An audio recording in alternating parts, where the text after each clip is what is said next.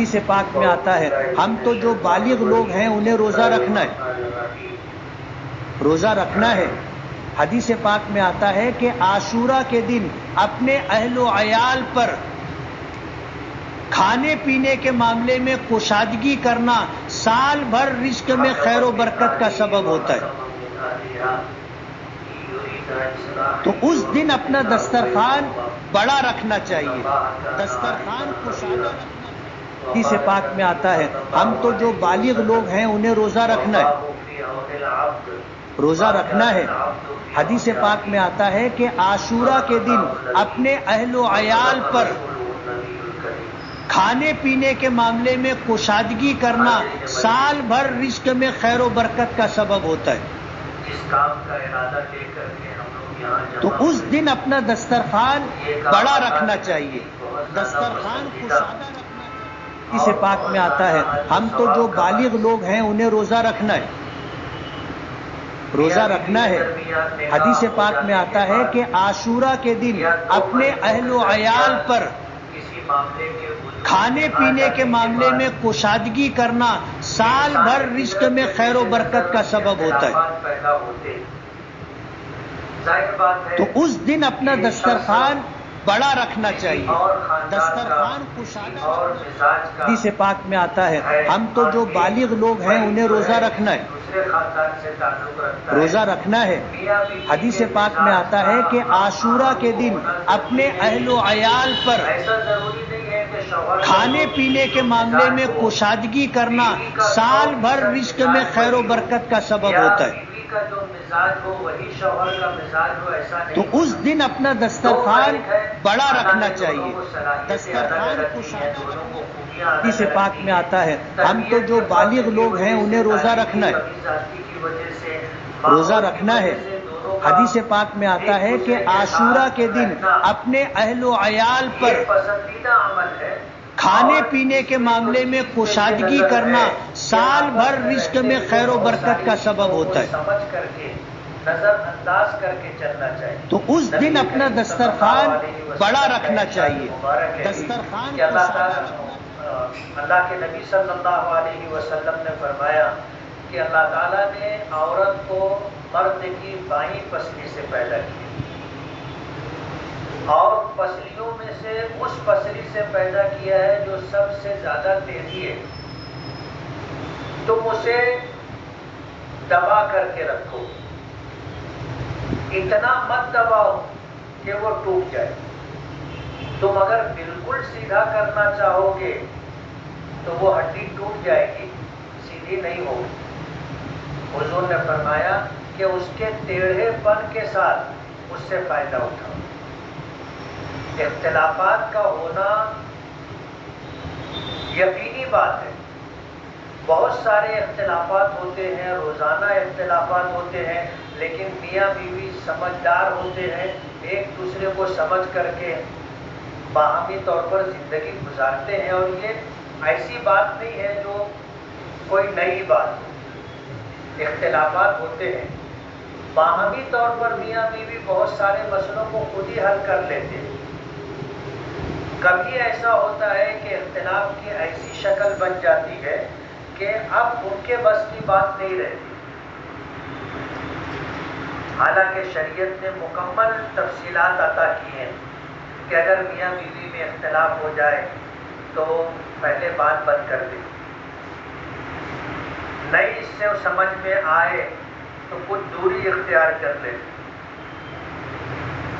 کھانا وغیرہ بناتی ہے کھانا چھوڑ دیں، کھانا الگ سے کھا لیں، اس سے بھی بات نہ بنتی ہو تو بستر علیحدہ کر لیں، اور اس سے بھی بات نہ بنتی ہو تو پھر بڑوں کے درمیان بات رکھیں۔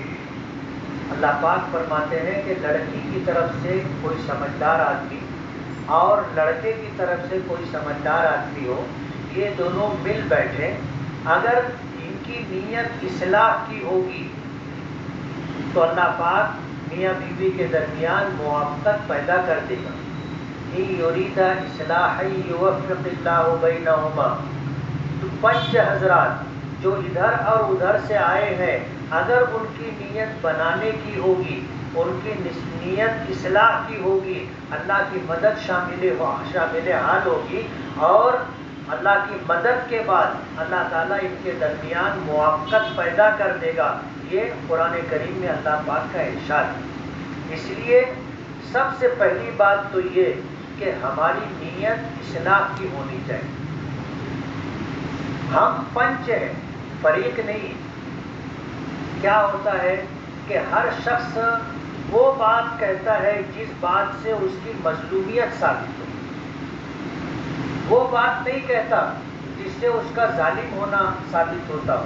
اب ظاہر بات ہے کسی ایک شخص کی بات سنیں گے تو وہ وہی ساری باتیں بتائے گا جن باتوں سے اس کی مظلومیت ثابت ہوگی. اسی لیے شریعت کا حکم ہے کہ ایک فریق کی بات سن کر کے فیصلہ کرنا تو بہت دور کی بات ہے، ہمیں کوئی رائے بھی قائم نہیں کرنا چاہیے. ہمیں کوئی رائے بھی قائم نہیں کرنا چاہیے. قاضی ابو شریح حضرت علی رضی اللہ تعالیٰ عنہ کے شاگرد تھے اور اللہ نے زبردست قوت فیصلہ عطا کیا تھا. ایک شخص ان کے پاس آیا اور آ کر کے اس نے کہا کہ فلاں شخص نے میری آنکھ پھوڑ دی ہے.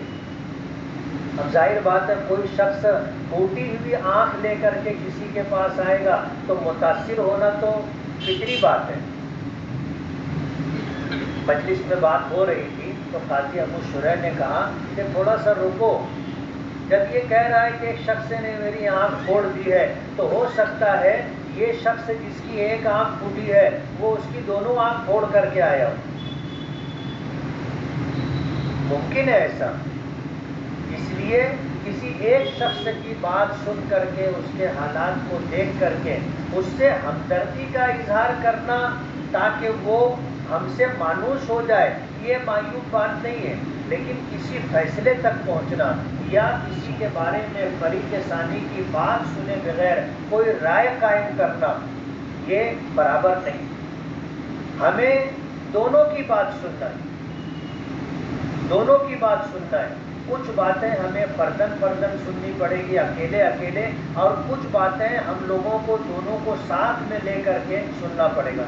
آپ جب ساتھ میں بیٹھو گے کسی مسئلے کو لے کر کے تو آپ کو اندازہ ہوگا جب ایک فریق اکیلا ہوتا ہے تو وہ کیا کہتا ہے. آپ اگر اسے سن لو گے، لکھ لو گے، بعد میں جب دونوں ساتھ میں بیٹھیں گے تو جو کہی ہوئی بات ہے جو ہم لوگوں کے سامنے آئی وہ بات نہیں آتی. اس لیے کہ جب آمنا سامنا ہوتا ہے تو اکیلے میں جیسے ہم نے ایک فریق کو پنچ حضرات نے بلا کر کے اس کی بات سن لی تو اکثر ایسا ہوتا ہے کہ بہت ساری بات جس کا حقیقت سے کوئی تعلق نہیں ہوتا، اپنی مظلومیت ثابت کرنے کے لیے وہ لوگ بڑھا چڑھا کر کے بولتے ہیں. ہم لوگ ان کی بات سن لیں، لیکن ہم لوگ جب تک دوسرے آدمی کی بات، دوسرے فریق کی بات نہ سن لیں وہاں تک ہم کسی نتیجے تک نہ پہنچیں. تو اگر ہماری نیت صلح کرانے کی ہوگی تو اللہ تعالیٰ موافقت پیدا کر دے گا. تو نیت ہونی چاہیے، اصلاح کی نیت ہونی چاہیے.